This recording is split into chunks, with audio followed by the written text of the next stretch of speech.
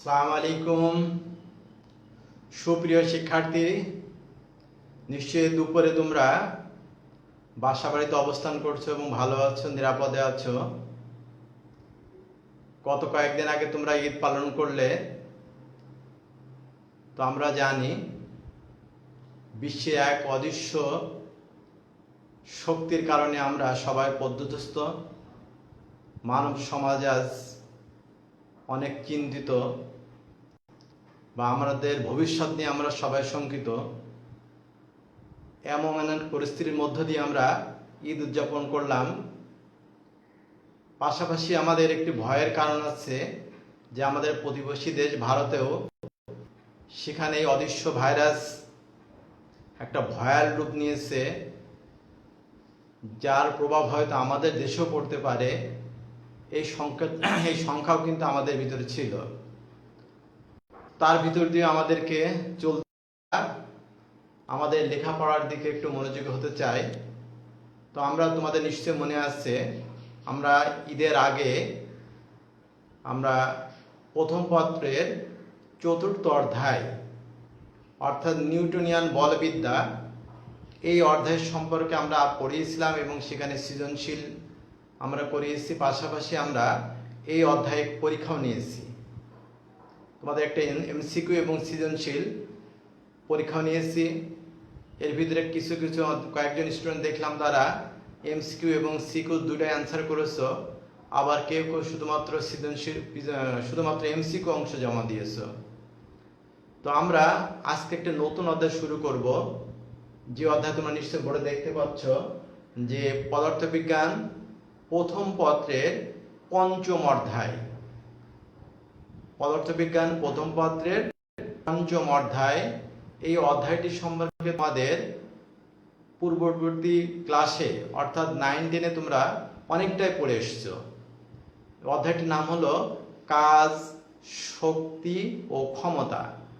কাজ, শক্তি ও ক্ষমতা। এই ধরনের জ্ঞান তোমাদের নিশ্চয়ই পূর্ববর্তী অধ্যায়ে পূর্ববর্তী ক্লাসে তোমরা পড়েছো। আমরা এখানে প্রায় একই জিনিস, অল্প কিছু আলাদা আছে, সেই বিষয়গুলো নিয়ে আজকে আলোচনা করব। তো নিশ্চয়ই তোমরা অনেকে জয়েন করছো, আমি দেখতে পাচ্ছি জয়েন করেছে। মাসুমা খাতুন জয়েন করেছে, তোমাকে জানাচ্ছি। তারপর আর কাকে দেখতে পাচ্ছি, তানভীর জয়েন করেছে, তানভীরকে স্বাগত জানাই। নরিন জয়েন করেছে, নরিনকে স্বাগত জানাই। ওয়ালাইকুম আসসালাম।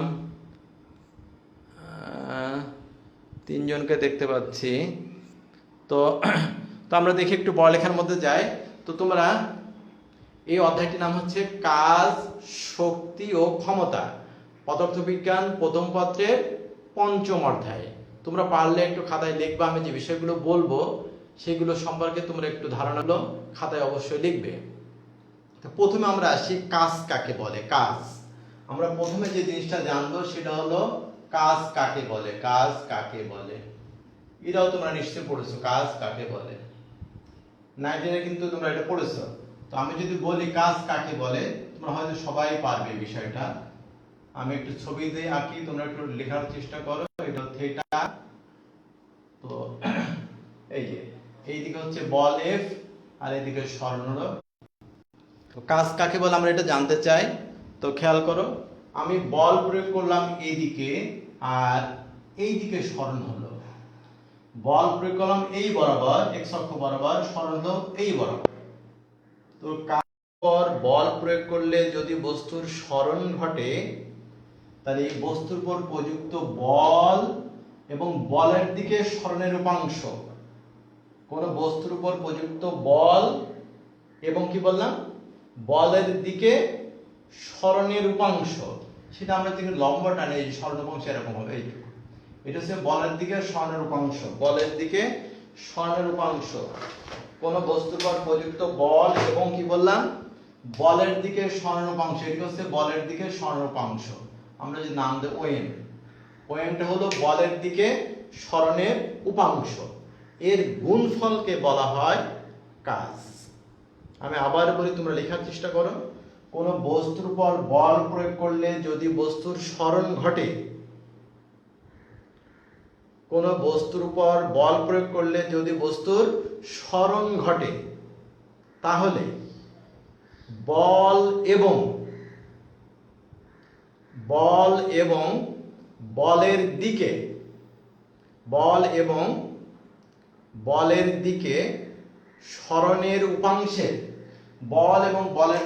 সরণের উপাংশের গুণফলকে কাজ বলে। বল গুণ বলের দিকে সরণের উপাংশ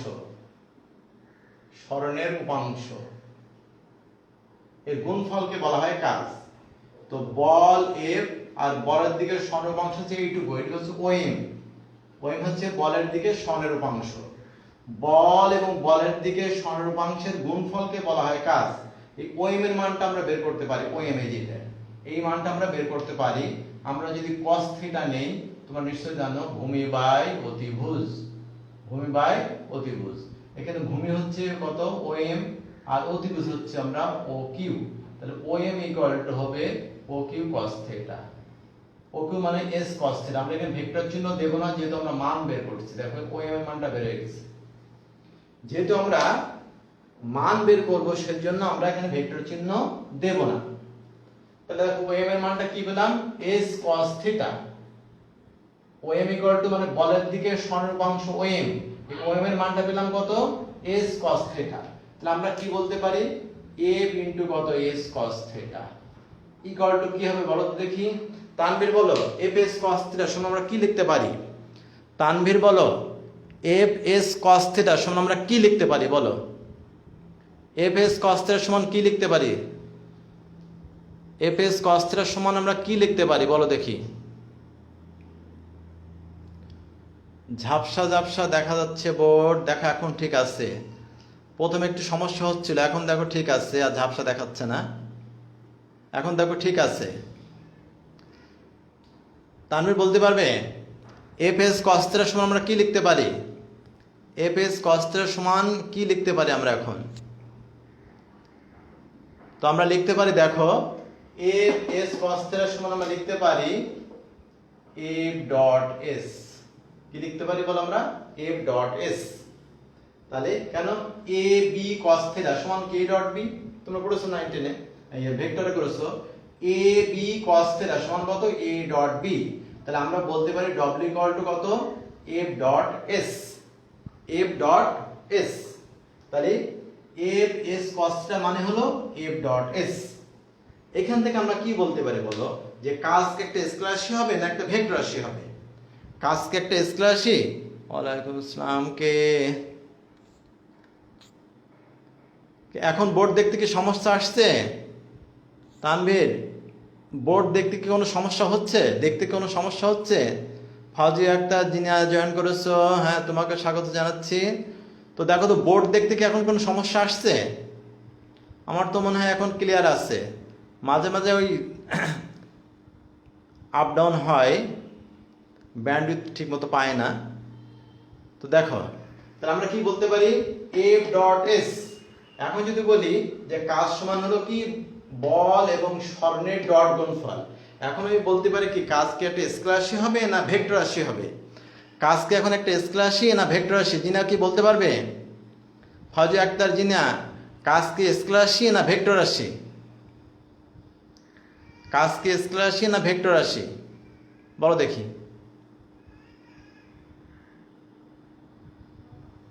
আমরা অপেক্ষায় আছি উত্তরের।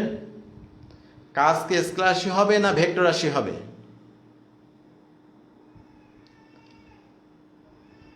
স্কেলার রাশি, হ্যাঁ স্কেলার রাশি। কেন স্কেলার রাশি? হ্যাঁ জিনা বললো কাজ একটা স্কেলার রাশি। কেন স্কেলার রাশি যদি বলা হয় কাজ একটা স্কেলার রাশি কেন বা অদিক রাশি কেন, তাহলে বলতে হবে যে কাজ হচ্ছে কি বল ভেক্টর এবং সরণ ভেক্টরের ডট গুণফল। বল ভেক্টর এবং সরণ ভেক্টরের ডট গুণফল। তো আমরা জানি দুইটা ভেক্টর রাশি ডট গুণ করলে, গুণফল হবে একটা স্কেলার রাশি। আমরা জানি দুইটা ভেক্টর রাশি ডট গুণ করলে গুণফল কি হবে, একটা স্কেলার রাশি, তাই না? যেহেতু এখানে দুটো ভেক্টর রাশি ডট গুণফল, সুতরাং কাজ হবে একটা স্কেলার রাশি। তাহলে কাজ স্কেলার রাশি কেন? যে আমরা জানি দুইটা ভেক্টর রাশি ডট গুণ করলে গুণফল হচ্ছে একটা স্কেলার রাশি। কাজ যেহেতু বল ভেক্টর এবং সরণ ভেক্টরের ডট গুণফল, সুতরাং কাজ হবে একটা স্কেলার রাশি। কাজ হবে একটা স্কেলার রাশি। হ্যাঁ স্কেলার রাশি, জিনা বলেছে স্কেলার রাশি। হ্যাঁ তাহলে কাজ স্কেলার রাশি কেন বুঝতে পেরেছো? যে দুইটা ভেক্টর রাশি ডট গুণ করলে গুণফল হবে একটা স্কেলার রাশি। কাজ যেহেতু বল ভেক্টর এবং সরণ ভেক্টরের ডট গুণফল, সুতরাং কাজ হবে একটা স্কেলার রাশি বা অধিক রাশি। এটুকু আমরা বুঝলাম, কাজ হবে একটা স্কেলার রাশি, নিয়ে কোনো সমস্যা আমাদের নেই, আমরা ক্লিয়ার হয়েছি। এই পরীক্ষাটা কিন্তু অনেক সময় দেয় অনুধাবনে দেয়, অনুধাবনে দেয় যে কাজ একটা স্কেলার রাশি কেন ব্যাখ্যা করো, তখন আমরা বলতে হবে কাজের সংজ্ঞা দিয়ে বলতে হবে কাজ হচ্ছে দুটো ভেক্টর রাশির ডট গুণফল।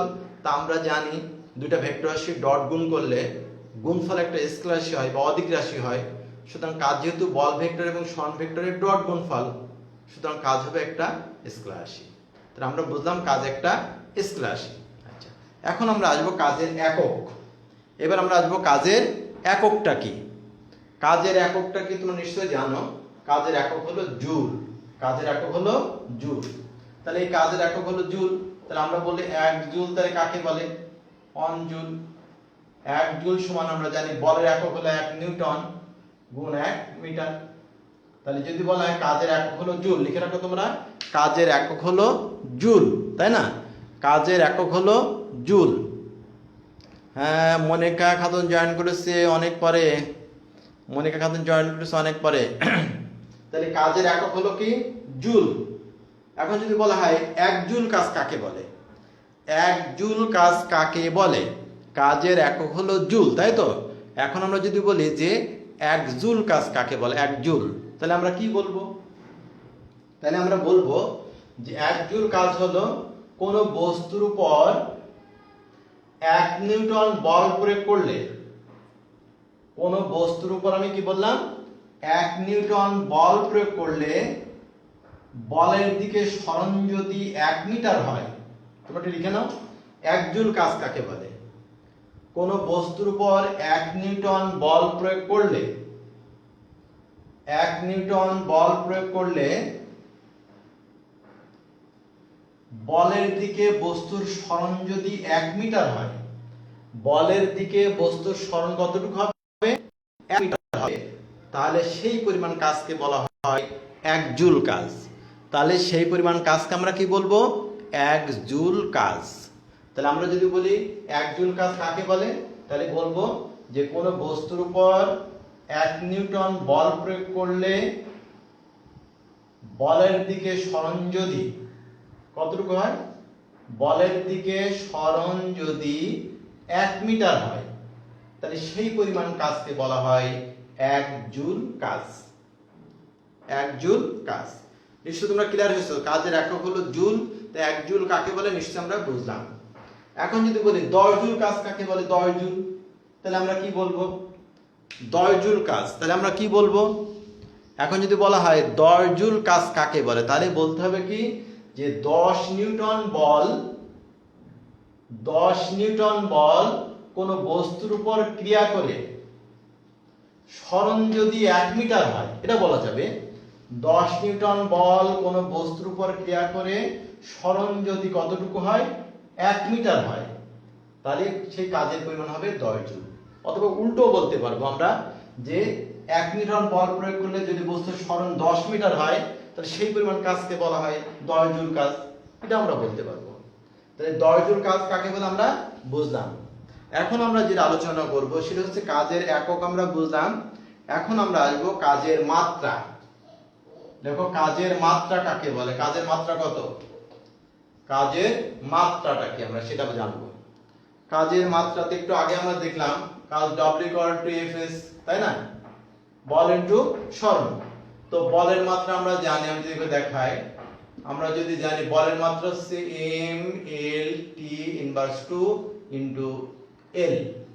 তাহলে কত হয় দেখো তো কাজের মাত্রা, দেখি বলো দেখি। হ্যাঁ মনিকা বলো দেখি কাজের মাত্রা কত হবে? কাজের মাত্রাটা বলো দেখি, কাজের মাত্রাটা কত হবে? কাজের মাত্রাটা কত হতে পারে দেখো তো। তাহলে এখানে হচ্ছে m আর l স্কয়ার আর হবে টি ইনভার্স 2। তাহলে কাজের মাত্রা হলো m l স্কয়ার টি ইনভার্স 2। কাজের মাত্রা হলো কত? m l স্কয়ার টি ইনভার্স 2। এটা কিন্তু খুবই গুরুত্বপূর্ণ। কাজের মাত্রা এটা কিন্তু খুবই গুরুত্বপূর্ণ। m l স্কয়ার টি ইনভার্স 2 এটা হলো কাজের মাত্রা। ঠিক আছে, নিশ্চয়ই তোমরা বুঝতে পারছো। তাহলে আমরা বের করলাম কাজ কাকে বলে, কাজের একক মাত্রা। আবার একটা বিষয় দেখো, কাজের মাত্রা এবং শক্তির মাত্রা, যে শক্তি হোক না কেন, লিখে রাখো কাজের মাত্রা এবং শক্তির মাত্রা একক ও মাত্রা একই। লিখে রাখো কাজের মাত্রা ও যে কোনো শক্তির একক ও মাত্রা একই হবে। লিখে রাখো কাজের মাত্রা এবং একক যে কোনো শক্তির একক ও মাত্রার সমান, তাই না? আমি যদি বলি গতিশক্তির একক কি হবে, তাহলে বলতে হবে জুল। আমি যদি বলি গতিশক্তির মাত্রা কত হবে, তাহলে এটাই বলবো কি m l স্কয়ার টি ইনভার্স 2। আমি যদি বলি বিভব শক্তির একক কি হবে, তাহলে বলতে হবে বিভব শক্তির একক ও জুল। যদি বলি বিভব শক্তির মাত্রা কি হবে, তাহলে আমরা এটাই বলবো m l স্কয়ার টি ইনভার্স 2, তাই তো? তাহলে যে কোনো শক্তির একক এবং মাত্রা হবে, একক হবে জুল আর মাত্রা হবে এটা। ঠিক আছে, তাহলে আমরা কাজের সংজ্ঞা, হ্যাঁ m l স্কয়ার কি লিখলে m l স্কয়ার টি ইনভার্স 2। হ্যাঁ ঠিক আছে, জিনাও তাই বললো, মাসুরাও তাই বলেছে, থ্যাংক ইউ। হ্যাঁ তোমাদের তো এগুলো পড়া আছে, তোমরা 9তে পড়া আছে, ওই জন্য তোমাদেরকে সহজ মনে হচ্ছে। তাহলে আমরা কি বললাম যে কাজের একক ও মাত্রা আমরা বুঝলাম। এখন আমরা যে বিষয়টা আলোচনা করব যে কখন কাজ সবচেয়ে বেশি হবে। আমরা কাজ সমান জানলাম যে কাজ W equal to Fs cos θ, এই তো এই বিষয়টা আমরা জানলাম, কাজ W equal to Fs cos θ। এখন যদি বলি কাজ কখন সবচেয়ে বেশি হবে, এইটা কি বলতে পারবে তোমরা? আমরা বলছি কাজ তো বুঝলাম, কাজ কখন সবচেয়ে বেশি হবে, বলো তো দেখি কি বলতে পারো। কাজ কখন সবচেয়ে বেশি হবে? আমি বল প্রয়োগ করলাম, স্মরণও হলো, কাজও হলো, কিন্তু কখন কাজ সবচেয়ে বেশি হবে কে বলতে পারে? তানভীর বলো দেখি, কাজ কখন সবচেয়ে বেশি হবে? কাজ কখন সবচেয়ে বেশি হবে সেটা কে বলতে পারবে দেখি? তানভীর বলতে পারো কি না?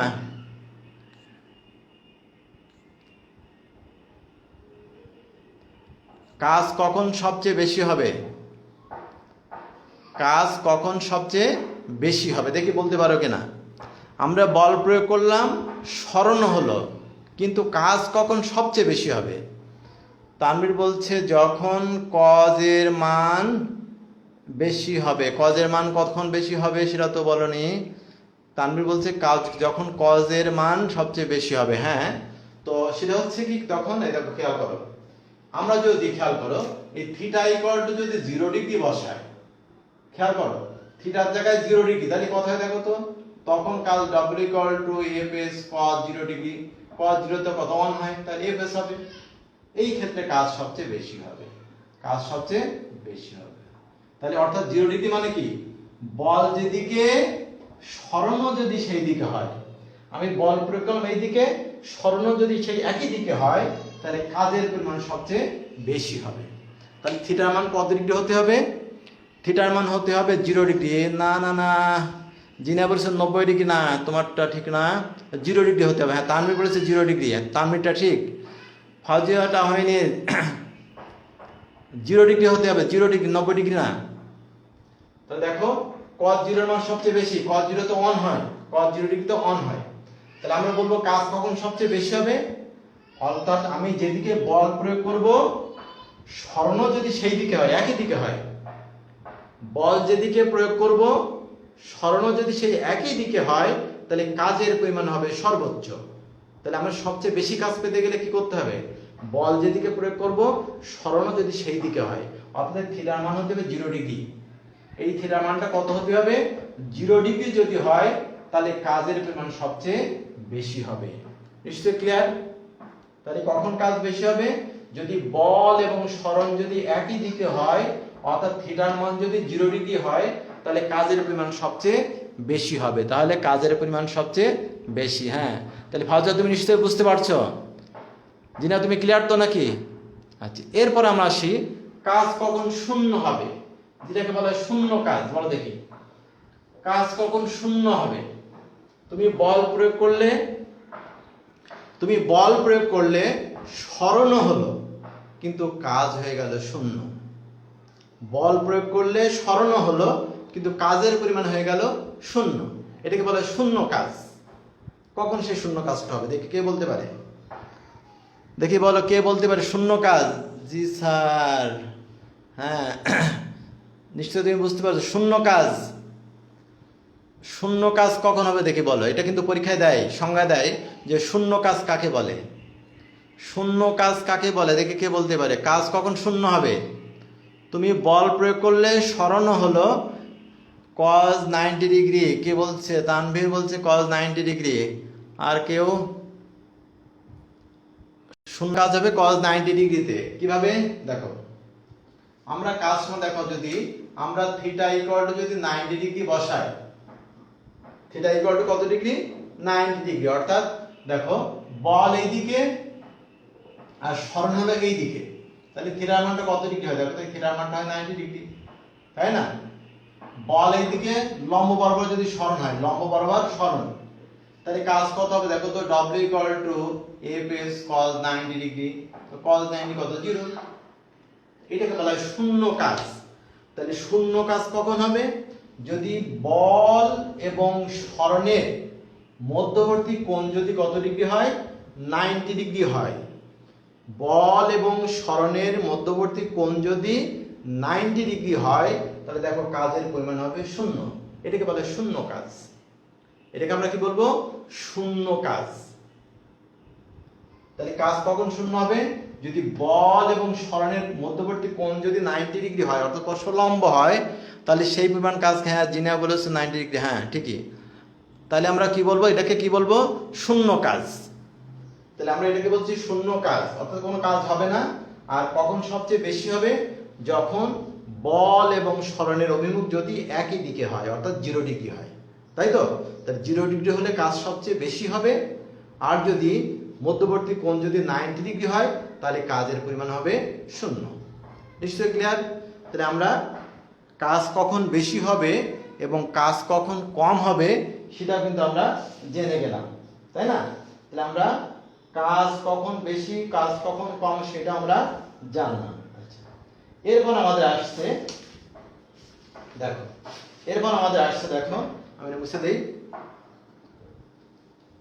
সেটা হলো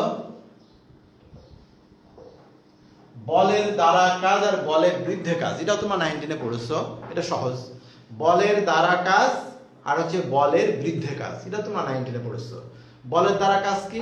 একটা বস্তু উপর থেকে নিচের দিকে পড়ছে, আবার অভিকর্ষ বল কাজ করছে নিচের দিকে, এটা হচ্ছে বলের দ্বারা কাজ, তাই না? আর অর্থাৎ বল যেদিকে ক্রিয়া করবে, সরণ যদি সেই একই দিকে হয়ে যায়, সেটাকে বলা হয় বলের দ্বারা কাজ।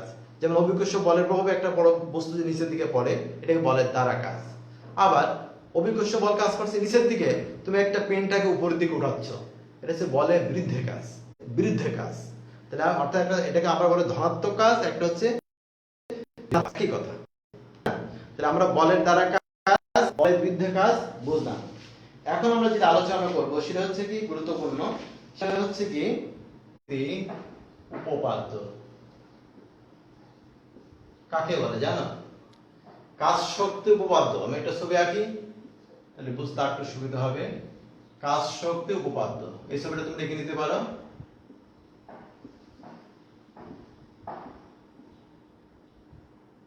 এই ছবিটা তুমি দেখে নিতে পারো। কাজ শক্তি উপপাদ্য। কাজ শক্তি উপপাদ্য কাকে বলে সেটা আমরা জানবো।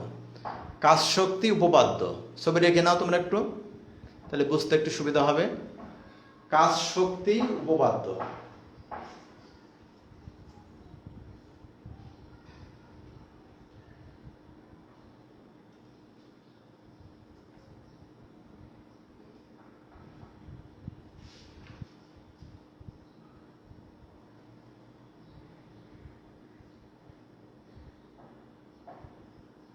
কাজ শক্তি উপপাদ্য নিশ্চয়ই তোমাদের ছবি আঁকা হয়ে গেছে। আচ্ছা, এখন আমি বলি, খেয়াল করো। এই যে এম ভরের একটা বস্তু, খেয়াল করো, এম ভরের একটা বস্তু, তার আদি বেগ হলো ভি নট। এম ভরের একটা বস্তু, তার আদি বেগ হচ্ছে ভি নট। এই বস্তুর উপর যখন আমি কি করলাম, এ বল প্রয়োগ করলাম, তখন বস্তুটা এখান থেকে কোথায় আসলো, এখানে আসলো।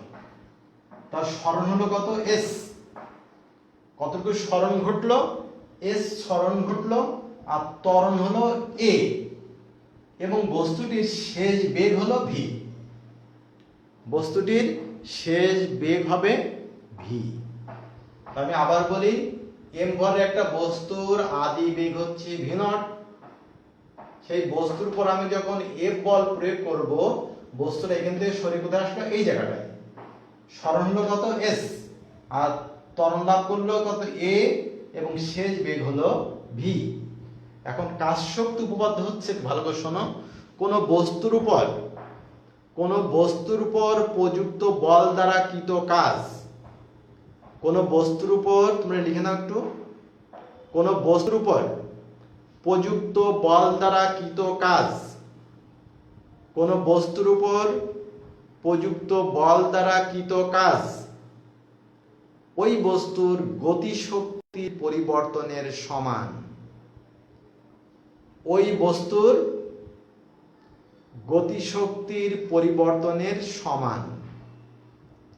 কোন বস্তুর উপর প্রযুক্ত বল দ্বারা কৃত কাজ, কোন বস্তুর উপর আমি কি বললাম, প্রযুক্ত বল দ্বারা কৃত কাজ ওই বস্তুর গতিশক্তির পরিবর্তনের সমান। তাহলে কাজ হবে কি, বস্তুর গতিশক্তির পরিবর্তনের সমান।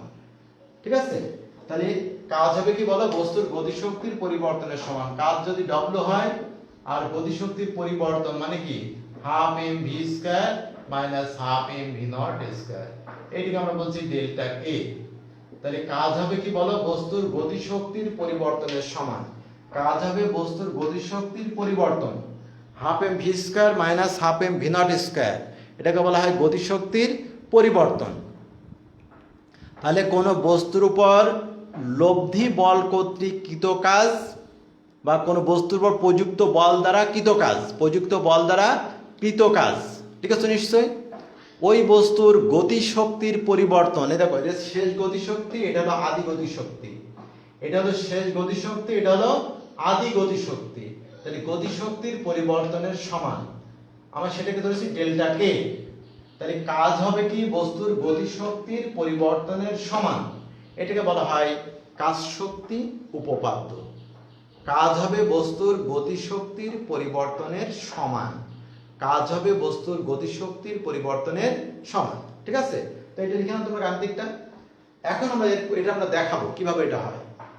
তো আমরা আগেই বললাম, এটা আমরা এখন প্রতিপাদন করে দেখাবো।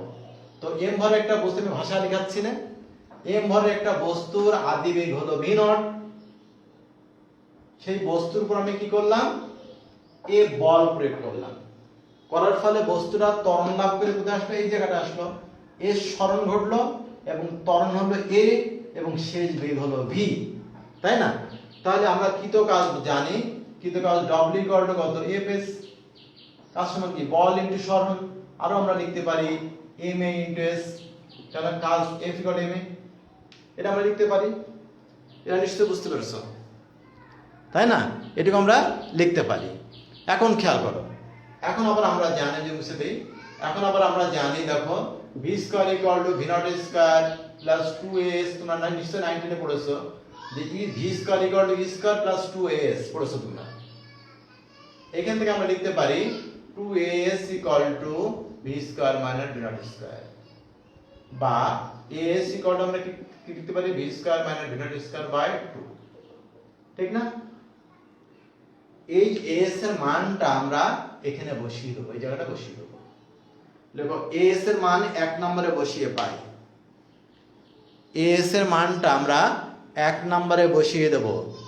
as এর মানটা 1 এ বসিয়ে পাই, as এর মানটা আমরা কোথায় বসিয়ে দেব, 1 নম্বরে বসিয়ে দেব। দেখো কি হয়, বসিয়ে দিলে কি হয়, দেখো আমরা যদি এখানে বসিয়ে দেই তাহলে কি হয়, দেখো তো, আমরা এখানে বসাই, তাহলে কত হবে, তাহলে কত হবে আমাদের m, আর s মান হচ্ছে v square minus v not square by কত 2, আমরা যদি গুণ করে দেই তাহলে কি হবে half M V square minus half M v not square equal to এটা ধরছি আমরা গতিশক্তি পরিবর্তন ডেল্টা এই হয়ে গেল।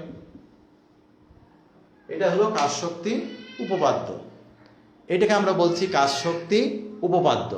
তাহলে কাজ হবে কি বস্তুর গতিশক্তির পরিবর্তনের সমান, কাজ হবে বস্তুর গতিশক্তির পরিবর্তনের সমান, এটাকে বলছি কাজ শক্তি উপপাদ্য। এটা কিন্তু পরীক্ষায় দেয় যে কাজ শক্তি উপপাদ্য কাকে বলে। তাহলে আমরা বলতে পারবো যে কোনো বস্তুর উপর প্রযুক্ত বল দ্বারা কৃত কাজ ওই বস্তুর গতিশক্তির পরিবর্তনের সমান। ক্লিয়ার? তাহলে আমরা কাজ শক্তি উপপাদ্য জানলাম। এখন আমরা যেটা করবো সেটা একটু আস্তে আলোচনা করে গতিশক্তি কাকে বলে সেটা আমরা এখন দেখব। গতিশক্তি বা শক্তি কাকে বলে? আমরা প্রথমে আসি শক্তি। শক্তি কাকে বলে তোমরা নিশ্চয় জানো। শক্তি কাকে বলে? শক্তি কাকে বলে তোমরা 19 পড়েছো যে কাজ করার কি, কাজ করার সমর্থকে বলা হয় শক্তি। কাজ করার সমর্থকে বলা হয় শক্তি। তো এই শক্তিকে আবার দুই ভাগে ভাগ করা যায়, একটা হচ্ছে গতিশক্তি আর একটা বিভব শক্তি, যেটাকে আমরা বলতে পারি যান্ত্রিক শক্তি। তো তোমরা লিখে নাও শক্তি কাকে বলে। আমি বলছি শক্তি কোন বস্তুর কাজ করার সমর্থকে বলা হয় শক্তি। কোন বস্তুর কাজ করার সমর্থকে কি বলা হয়? শক্তি। তো শক্তির বিভিন্ন রূপ আছে আমরা জানি, যান্ত্রিক শক্তি, তাপ শক্তি, শব্দ শক্তি, আলোক শক্তি, চুম্বক শক্তি, বিদ্যুৎ শক্তি, রাসায়নিক শক্তি আছে, সৌর শক্তি আছে, অনেকগুলো শক্তি আমাদের রূপ আছে। তো তাহলে আমরা বললাম শক্তি কাকে বলে? কাজ করার সমর্থকে বলা হয় শক্তি, তাই না? আমরা আগেই বলেছি যে শক্তির একক ও মাত্রা, আমরা কিন্তু আগেই বলেছি যে শক্তির একক ও মাত্রা কাজের একক ও মাত্রার সমান। এখন যদি বলি যে শক্তির একক কি হবে, তাহলে আমরা বলবো জুল। আমরা যদি বলি শক্তির মাত্রা কত হবে, তাহলে কাজের মাত্রার একই কথা বলবো। তো আমরা শক্তি কাকে বলে বললাম যে কাজ করার সমর্থকে বলা হয় শক্তি। তো আমরা এরপর আসি যান্ত্রিক শক্তি। তুমি এটা লিখে নাও, যান্ত্রিক শক্তি কাকে বলে? যান্ত্রিক শক্তি কোন বস্তুর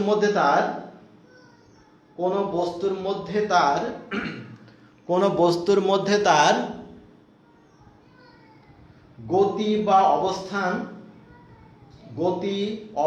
বা ভৌত অবস্থার জন্য, কোন বস্তুর মধ্যে তার গতি অবস্থান বা ভৌত অবস্থার জন্য কাজ করার যে শক্তি অর্জন করে তাকে যান্ত্রিক শক্তি বলে।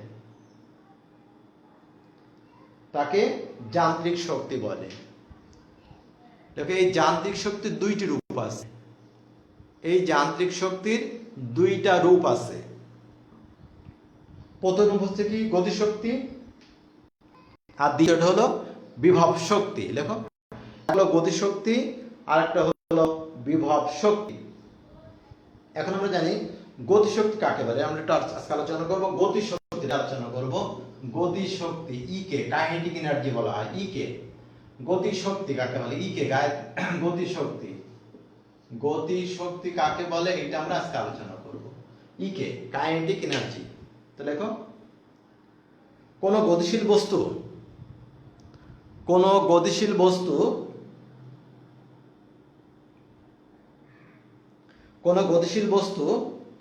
গতিশীল থাকার জন্য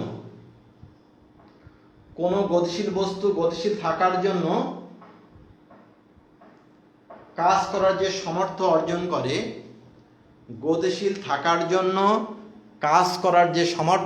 করে, তাকে গতিশক্তি বলে।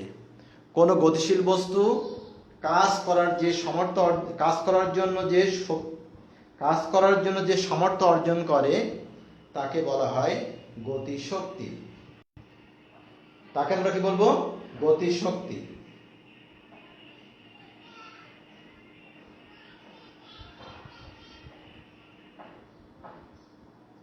ঠিক আছে?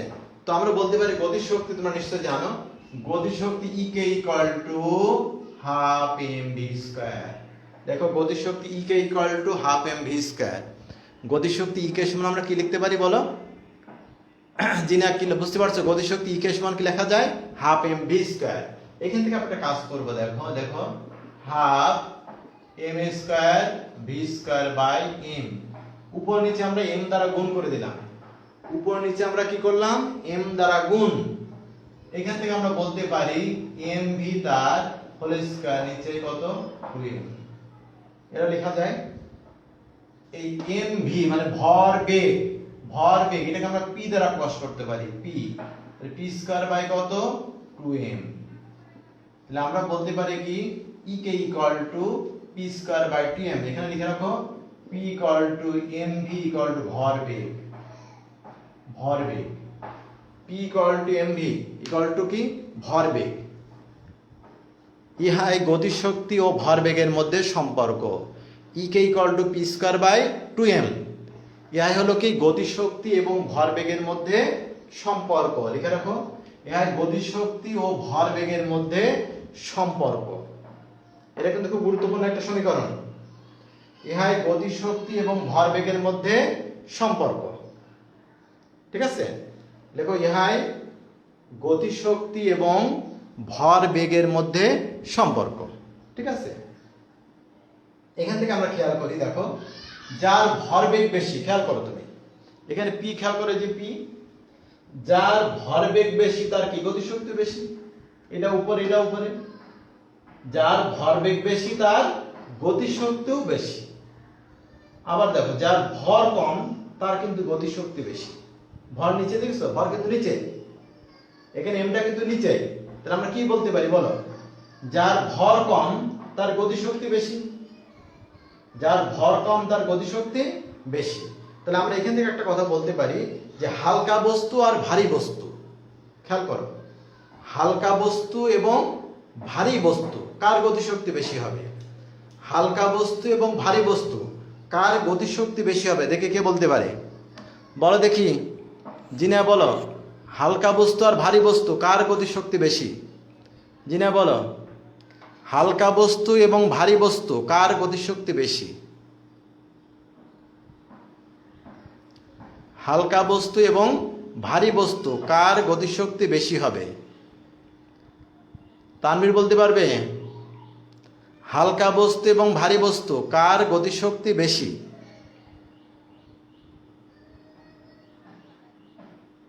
এখন আনসার পাইনি, হালকা বস্তু এবং ভারী বস্তু এখানে কার গতিশক্তি বেশি হবে, হালকা বস্তু, জিনিয়া বলছে হালকা বস্তু, কেন বুঝতে পেরেছ, হালকা, মাসুরা বলছে হালকা, হ্যাঁ থ্যাংক ইউ তোমাদেরকে, হ্যাঁ ঠিকই বলেছো।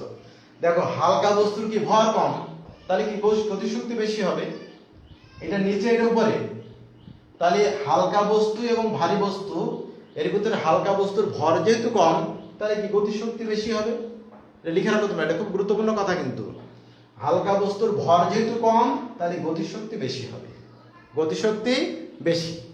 আবার একটা বিষয় দেখো, দুটো বস্তু, মনে করি দুটো পেন, দুটো বস্তুর ভরবেগ সমান, দুটি বস্তুর ভরবেগ সমান, এখান থেকে আমরা বলতে পারি কার গতিশক্তি বেশি, দুটো বস্তুর ভরবেগ সমান তাহলে কার গতিশক্তি বেশি হবে, দুটি বস্তুর ভরবেগ দুইটারই সমান তাহলে কার গতিশক্তি বেশি হবে, যার ভর কম তার গতিশক্তি বেশি হবে।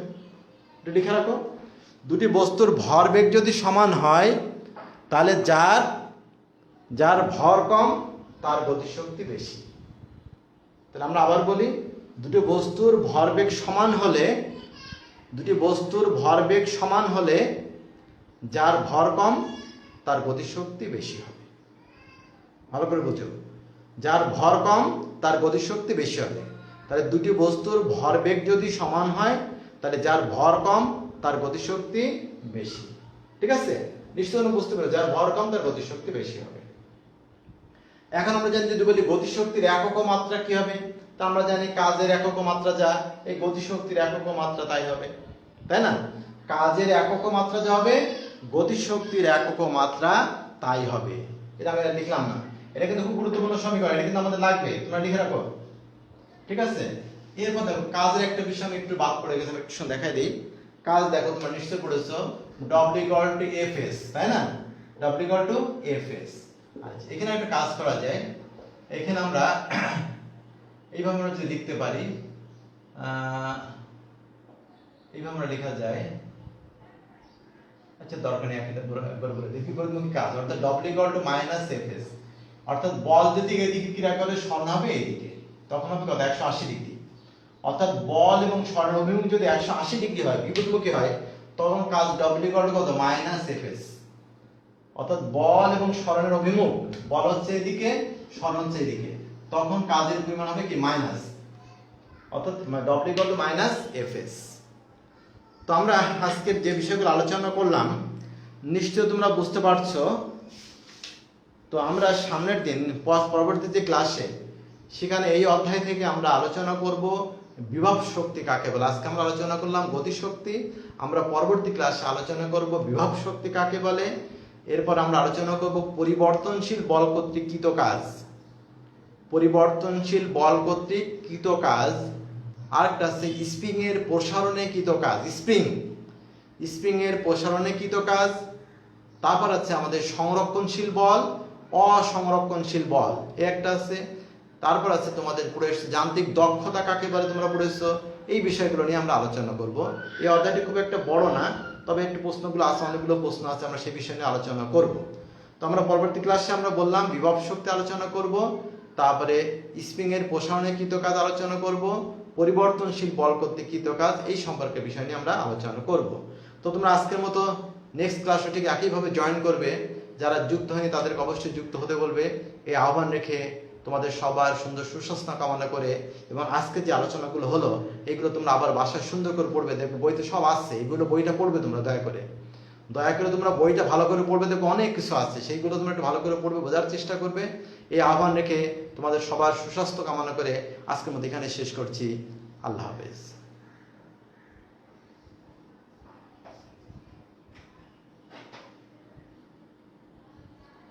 জিনা, আল্লাহ হাফেজ।